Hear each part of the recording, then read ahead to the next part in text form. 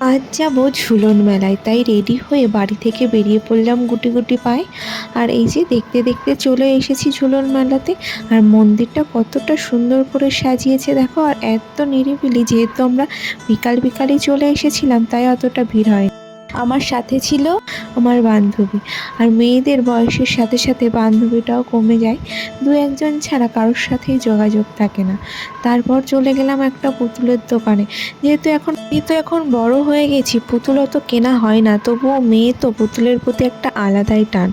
তারপর আবার মেলা ঘুরতে ঘুরতে চলে এসেছি আর একটা কানের দোকানে, আর আমার বান্ধবী এখানে দেখছিল কি নেওয়া যায়। আমরা কিন্তু কিছুই নিইনি, শুধু একটু দেখছিলাম, খুব ভালো লাগছিল দেখতে।